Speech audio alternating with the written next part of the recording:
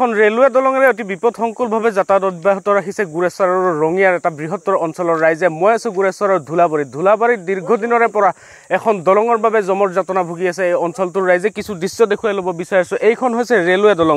এই ৰেলৱে দলংখনেৰে এই অঞ্চলৰ বহু লোকে অহা যোৱা কৰে, প্ৰতিদিনে ছাত্ৰ ছাত্ৰীসকল এই দলংখনেৰে অহা যোৱা কৰে, কিন্তু এতিয়ালৈকে চৰকাৰে এখন দলঙৰ ব্যৱস্থা তেওঁলোকক কৰি দিয়া নাই। হাগ্ৰামা মহিলাৰ দিনত এখন দলঙৰ আধাৰশিলা স্থাপন কৰা হৈছিল, কিন্তু এতিয়া সেই দলংখন সম্পূৰ্ণ হৈ নুঠিল। প্ৰমোদ বড়োৰ দিনতো এবাৰ উদ্বোধনী কৰা হ'ল, কিন্তু এইবাৰো এই দলংখন সম্পূৰ্ণ হৈ নুঠিল। 15 বছৰীয়া হাগ্ৰামাৰ চৰকাৰ আৰু BTCত প্ৰমোদ বড়োৰ প্ৰায় 5 বছৰ হওঁ অৱস্থা। এতিয়ালৈকে কিন্তু এই BTCবাসীৰ এই সমস্যাটো সমাধান নহ'ল। স্থানীয় ৰাইজ আছে, আপোনালোকে এই ৰাস্তাটোৰে যিহেতু অহা যোৱা কৰে, ৰেলৱে দলঙেৰে অহা যোৱা কৰে, কেনেকুৱা অসুবিধা হয়? আমাৰ খুব অসুবিধা। তাৰমানে চলি বলি নিয়া এইটো আমি এতিয়া যাম স্কুলৰ চলি আনিব লাগে।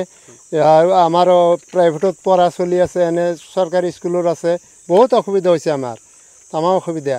আমাৰ দলংখনে বিৰাট প্ৰয়োজন, আমাৰ দলংখন দিয়া নাই। দিন বোলে কিমান বছৰ হ'ল পাৰ হৈ গ'ল, আমাৰ দলংখন নহয়, বুজি পাইছি। আমাৰ তামাম সমস্যা হৈছে, আমাৰ দলংখন লাগে, জৰুৰী লাগে। চৰকাৰক কি আহ্বান জনাব? আমাক দলং লাগে, আমাক দলং জৰুৰী লাগে। দলংখন নহ'লে আমাৰ বৰ অসুবিধা হৈ গৈছে। আমাৰ চলি বলি কেনেবাতে গাড়ীত কাটা যাব, সৰু চলি বলি যোৱা অহা কৰে চাইকেল লৈ, বহুত অসুবিধা হৈছে। এখন বাঁহৰ দলং ৰাইজে বনায়, বাৰিষা হ'লে বাঁহৰ দলংখনো নাইকিয়া হৈ যায়। কেনেকুৱা ধৰণে আপোনালোকে অহা যোৱা কৰে? আমি বাৰিষা হ'লে বাঁহৰ দলঙেদি যাওঁ, অহা যোৱা কৰোঁ।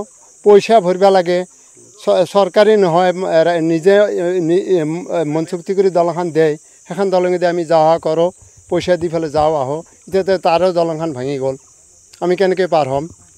এইদৰে আচলতে অতি বিপদজনকভাৱে সকলো লোকে অহা যোৱা কৰে। আপুনিও এই অঞ্চলৰ এজন লোক, চৰকাৰক কি আহ্বান জনাব, কি অনুৰোধ জনাব? চৰকাৰৰ অনুৰোধ জনাৰ মানে বস্তুটো দলংখন ভাল জলদি কৰি দিব লাগে, আৰু মানুহকেইটা বেপাৰৰ কাৰণে চব্জি নিব বিৰাট কষ্ট হয়, আৰু ল'ৰা ছোৱালীকেইটা স্কুলত যায়। এতিয়া আমাৰ গাড়ীৰ কাৰণে ট্ৰেইনৰ কাৰণে বিৰাট প্ৰব্লেম। আমাৰ ট্ৰেইন আহি যিকোনো টাইমত আহি যায়, টাইম কেবল নাই ইয়াত। আপোনালোকে কি কৰে যেতিয়া ট্ৰেইন আহি পায়? আমি মানে দৌৰি যাব লগা হয়, কেতিয়াবা বজাই থৈ পেলাই মাজত পলাব লগা হয়, সেনেকুৱা আৰু পৰিৱেশটো হয়। আৰু এনেধৰণৰ ঘটনাও ঘটে, নদীত জাপ মাৰি প্ৰাণ ৰক্ষা কৰিবলগীয়া হয়। মই দৃশ্য দেখুৱাইছোঁ, এই এনেদৰে তেওঁলোকে অহা যোৱা কৰে। এই দলংখন কিন্তু সম্পূৰ্ণ নহ'ল। মই পুনৰবাৰ কৈছোঁ, হাগ্ৰামা মহিলাৰ দিনতো উদ্বোধনী কৰা হৈছিল, প্ৰমোদ বড়োৰ দিনতো উদ্বোধনী কৰা হৈছিল, কিন্তু যাৰ বাবে এতিয়া বৃহত্তৰ গুৰেশ্বৰ অঞ্চল আৰু ৰঙিয়া অঞ্চলবাসীৰ ৰাইজৰ যোগাযোগৰ একমাত্ৰ যি ব্যৱস্থা, এই ৰেলৱে দলংখনেই তেওঁলোকৰ শেষ ভৰসা হৈ পৰিছে।